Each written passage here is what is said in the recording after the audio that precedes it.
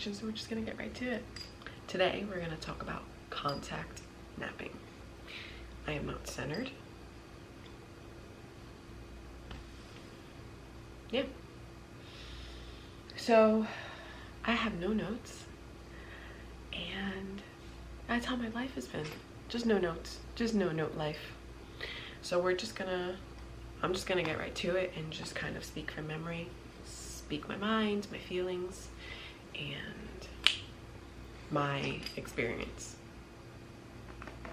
Contact napping. So my daughter right now is 7 months old. She's playing right next to me. You will see a little fluff of hair or a hand peek out every once in a while. She will most likely join me in this video as well. So we're gonna talk about contact napping. I will try to re-find all the articles and just posts and things that encouraged me to accept contact napping, and I will try to link it in the description box below. But you know, while she's napping on me, I will scroll. That's when I do my most scrolling time, and I'll find IG reels, Pinterest posts, articles that come to my email about the benefits of contact napping. And then I will also come across some negative ones. Most of the negativity of contact napping, I don't know why I took that. Most of the negativity about contact napping, there you go, that I've heard is from the doctors saying that you don't want to, you know, have your baby break into that habit. I am not a let your baby cry it out mom. Tried it once, I cried. And I also came across an IG reel or a TikTok via IG post of a woman basically saying that the reason why babies self-soothe, and this is just what I accept for my child. I am not a professional. Every time you see me look, it's because I'm eyeing her, because she's by the record player. There you go. Yes. Get it out, honey. Set yourself free. Bouncing it. Yeah, spread it around for mommy. Awesome.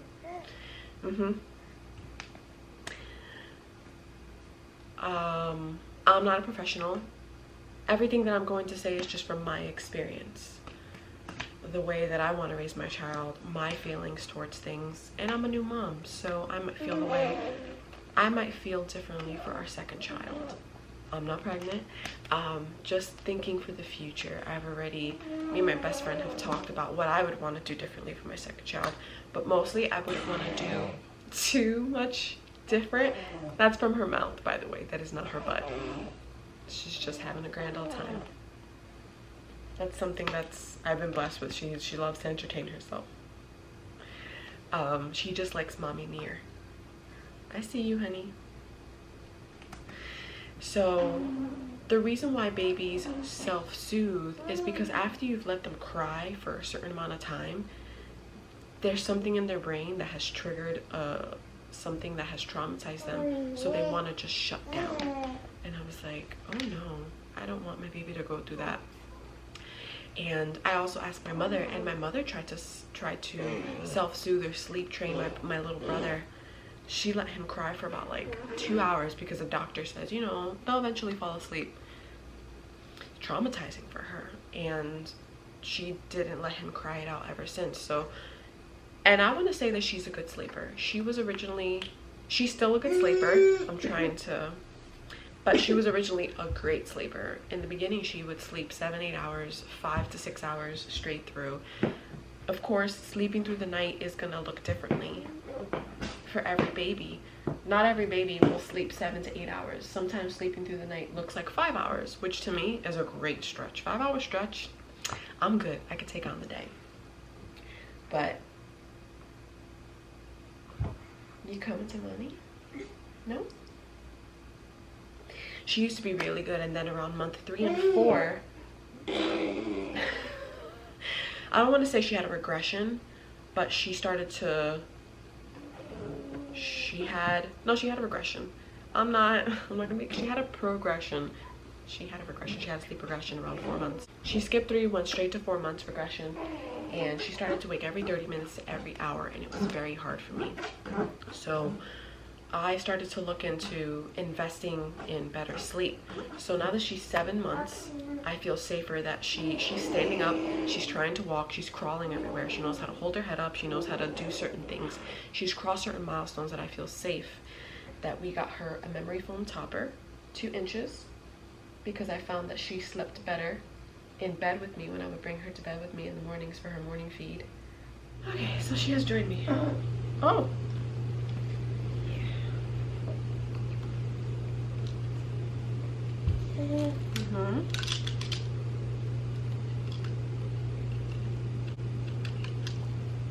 Okay, so yeah, we got her, we tried to invest in better sleep, so we got her a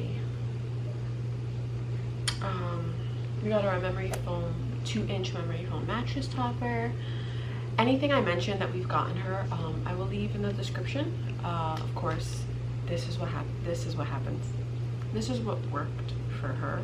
What's still working, we're still developing this. She's only 7 months. We're not at the end of things yet, so I can't really be like, this worked for me, or this is how I did this. No, we're still in it, and I just want to talk about it while I'm in it so that it's still fresh in my memory. I wanted to talk about this earlier, but so yeah, we got her a pillow, and we got her basic lightweight sleep sacks. I tried to get her a weighted sleep sack to help with napping, so I can transfer napping back into the crib rather than contact napping all the time, or like 99% of the time. All the time now. Before it was only a small percentage of the time. It didn't work, so I returned my weighted sleep sack blanket, wearable blanket. It didn't work for her. She wasn't feeling it. We tried the front, we tried the back, I tried the onesie, and it was the nested bean one. I don't know if it didn't work because we tried it so late into her sleeping journey, but I read stories that people were like, oh yeah, second day, great. I was like, we tried it for a week and a half, it didn't work for us. And also, I got the dark, like the midnight blue sleeper footy, and it always left her body, and especially her toes, with like black, dark bluish lint. So I didn't really like that. I don't know why no one complained about it, unless it didn't happen to anyone else. I washed it thoroughly, I don't know. Yeah, and before, with the contact napping, obviously, probably all the way up until about 5 months, 4 or 5 months, she would just nap whenever. She would just fall asleep whenever. So there was no routine happening. We tried, but there was no routine. And sometimes her naps would vary. Now that she's 7 months going on 8, I kind of narrowed down her naps to about 3 naps a day, 4 maximum. If, like say this morning, she only napped for 30 minutes. She usually takes a long swig of like an hour to 2 hours, which means that her afternoon nap would only be able to be 2 hours long. And then if she takes like a cat nap right before bedtime, it's allowed as long as it's only 30 minutes. I try to let her get as much sleep during the day. It will not affect, for her, it doesn't affect her nighttime. I don't know if it's because, I don't know. And she really is she's a contact napper. She will not be a contact sleeper. I'll hold her and she'll get fussy because she wants space, she wants to move around. Babies move around a lot when they sleep. Napping, she wants comfort, she wants to be swaddled, so I have to hold her close, and she wants the warmth. But when it's bedtime, she will stay in her crib. The problem is that, or the downside of this still going on the sleeping journey, is that she won't stay down for very long. If she's not settled, she'll wake up 30 minutes to an hour after I've put her down, and then she'll settle in for about 2 to 3 hours, wake up. Yeah, so strong. Sometimes if she's had a full day, she'll give me a good stretch of 4 to 5 hours, but then wake up every 2 hours in the middle of the night. I'll give her a dream feed, or just rock her and she'll fall right back asleep in my arms. And or if it seems like she just won't go back to sleep but she wants to be held and I'm exhausted, I will bed share, and she'll eventually just fall asleep just being next to me. She'll actually huddle up to me and spoon me while we're sleeping, and or just huddle up to my chest, and she'll be up because I'll feel her just like with her hand just going like this or pulling up my shirt, or she likes to like touch my lips with her fingers. She'll just like try to put her fingers in my mouth, and so I'll know she's up.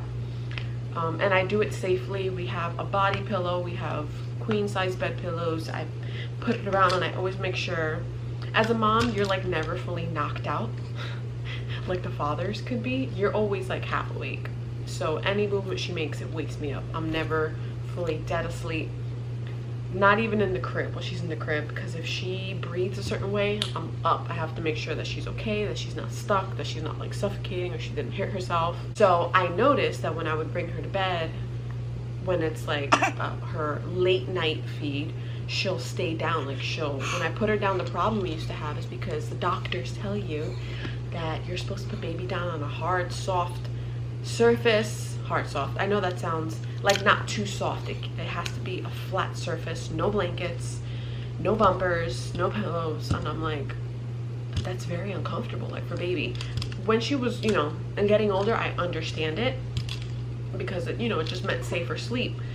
So but now I finally I realized that the comfort of us holding her and our bed, we have a memory foam bed, so it was the plushness. It's not too plush, she's not gonna like suffocate face first, so that's why we got the memory foam mattress. And I'll talk about probably bed sharing and co-sleeping in a different video because this is not that video, but that's what kind of, okay, so let me get a memory foam topper to see if it helps her naps, because when I would try to put her down for a nap during the day, she would wake up instantly, and I'll try to let her self-soothe, wouldn't work. And the longer I would let her self-soothe, the longer it would take for her to fall back asleep, because she would be basically agitating herself awake. So I thought, let's get the memory foam topper so that nap time could be better, and maybe she'll sleep longer in her crib throughout the night. So yes, nap time, oh, no, nap time has not been better yet. 7 months in, she can't nap in her crib.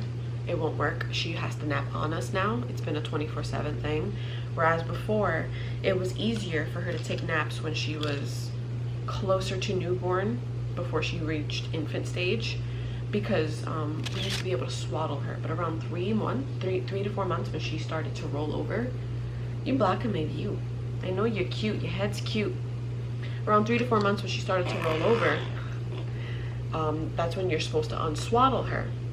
And it was the transition of unswaddling that created this quote-unquote contact napping bad behavior.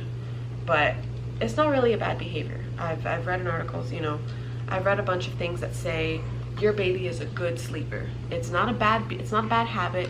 You don't have a bad sleeper if your baby wakes up every 2 hours. There's no set rule that says your baby is supposed to sleep this amount of time by this age. You know, not all babies are like that. Not all baby, I'm very much here and there. Like, I believe I could have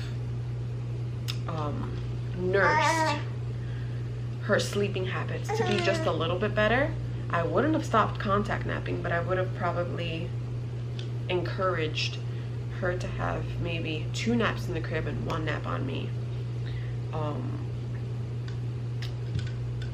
But I heard, it was an IG video that basically said, if your baby is waking up in the middle of the night constantly, your baby is a good sleeper, because that means that your baby is aware that something is wrong. They are self-aware of themselves. Mommy, I'm hungry. I want to get up. Mommy, I'm uncomfortable. I want, you know, mommy, I'm scared. And, you know, they wake up, they let you know. And it's a huge contradiction, in my opinion, not a professional, that I heard in the video when doctors are like, oh, you know, you should contact sleeping, or when they wake up in the middle of the night so often, so frequently, those are bad habits, those are bad sleepers. and they basically encourage you to put baby in the crib and sleep. You're training your baby to sleep throughout the night without waking up. You're basically training your baby out of the awareness of themselves. Like they're gonna be like, oh, something's wrong, but I'm just gonna stay here. And so it kind of contradicts the SIDS safety. You know, you don't want your baby to be trained out of keeping themselves alive. You know, the babies are born to rely on us. They're not born to be trained out of things that they were born with. So, but that's my opinion. That's kind of what gets me through this whole contact napping period in our lives. I don't want to say a phase, because we live for contact napping. When she was an infant, it was so easy for us to contact nap, and it's encouraged, because in order for your baby to thrive, skin on skin is best. So contact napping was great in the beginning, and she would still take naps in the crib when she was swaddled, and she would sleep through the night. She would sleep 7-8 hours. It was just around the time where it was the unswaddling phase, and so that's when I introduced a lightweight sleep sack, because she does get hot. We keep a fan on in the room, but we don't want her to get too cold. So yeah, contact napping has been a journey. There are a lot of back and forths, pros and cons. Yeah, you want the crib? Let's move, Stitch. There are a lot of back and forths, pros and cons with contact napping that we can feel as adults personally about. Very biased. So obviously I do most of the contact napping because she would nurse herself to sleep. They would also, I've also read articles that say, no, I've also read articles that encourage that, whereas the doctor would discourage that, because they would basically say, and I agree, you know, you don't want baby to think of you as a human pacifier.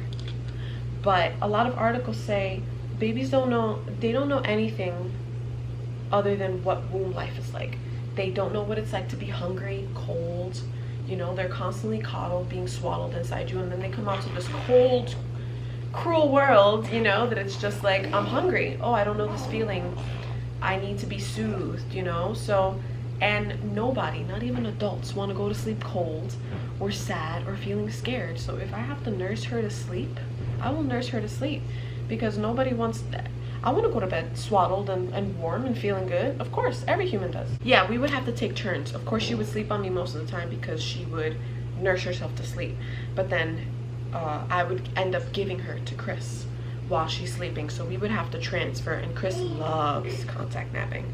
So that was it's very hard for him, for me to try to say, put her in the crib. He's just like, no, I want to hold her. I you know, and they also say you want to enjoy the stage. They grow up really fast, which is incredibly true. I blinked and this girl is trying to walk already, when it was like yesterday she could barely hold her head up. So it's really crazy when they say that things happen really fast, and it goes by so fast. It really does. It's not a cliche. It's like when they're small, you can't wait for them to grow up, because it's like you want them to be safe, you want them to be healthy, you want SIDS to be out of the question, and you want them to thrive. But then when they're this much older and you've kind of experienced that whole phase of contact napping and them growing up, and it's like, oh, shoulda, coulda, woulda, I wish I would have done this to help her, I wish I would have enjoyed this time more. And that's also the other like downside of contact napping, whereas it's like I have so much to do, and in my head she's sleeping on me, and I'm like, I have laundry to fold, I have dishes to clean, and then the guilt comes, because it's like, why can't I just be in this moment? Why can't I enjoy this? Yeah, so there's like there's a battle. There is definitely an internal battle, because whereas I live for contact napping, this is, you could tell the camera, I had to switch out the battery. Okay, I live for contact napping. But then there's the battle of feeling trapped for hours, because she will nap on me for hours. This is still not, I'm sorry honey, I keep getting in your space. Sometimes I will feel trapped for hours, because she'll take like a 2-hour swig on me. And it's also like, if your baby's not broken, your baby is not broken if they are a contact napper. They are doing what they naturally do, what babies do. They rely on you for survival, for comfort, for nourishment, for food, for shelter, for warmth, and for love. Your baby is not broken. I'm saying that again. My baby is not broken. She's good. She sleeps in her crib. She goes down easily when it's nighttime. She just likes a little bit of contact napping during the day. Yeah, she's actually sleepy now. So we're gonna try and sleep past this. But you know, there's the guilt, especially when people and you have doctors telling you, oh, so when she goes down for a nap, how long they'll be, and you know, I'll answer, oh yeah, she naps for like a good hour or two, sometimes 3 if it's been a long day. And then you know, they'll just come out their face and say, oh, well, that's good. So then when she naps, you get to get things done. So you get 3 hours to get things done. And I'm like, no, she naps on me. Like, and then they look at you like, oh, I've never heard of that. Have you ever come across those people? Aren't they annoying? They're like, oh, I've never heard of that. Or, wow, really? Like, you don't get them to sleep in the crib? You know, like, it's like, just because my baby is not your baby, or not anyone else's baby, it's just, it can be a little discouraging when you have other people or doctors telling you the opposite. But then you read all these articles and these stories from real moms, and they're just like, yeah, your baby's fine. My baby does the same thing. And you know, my baby grew up to be a great sleeper in her crib. And you know, so I wholeheartedly feel that this is not damaging to her. If she needs it, she needs it. There'll be sometimes, you know, between the months of 4 and 7, we've had sporadic moments where I put her in the crib. She'll be so tired, she'll stay down, and I'll have an hour to get things done. And because she takes such contact naps during the day, I'm actually able to get her to sleep at night early. Whether it sticks or not is a different story, but I will get her down around 7, 8, sometimes 6:30, and I'll have a good 1 to 2 hours to myself in the evening to get things done, to shower. And that's usually when Chris isn't home. When Chris is home, he steps in, he'll be like, baby, go take a shower, do this, do that. But Chris is, he works night shifts, so he can help me during the day so that he can relieve me off the contact napping during the day, because he loves it, again. And then there's also the thing of like, the contact napping would slow me down. It would force me to take a breather and rest. And it encourages her to grow, because I'm not going to try and quote unquote train her to sleep in her crib. Hi, baby. She's gonna keep waking up every 5-10 minutes because what she really wants is to contact nap.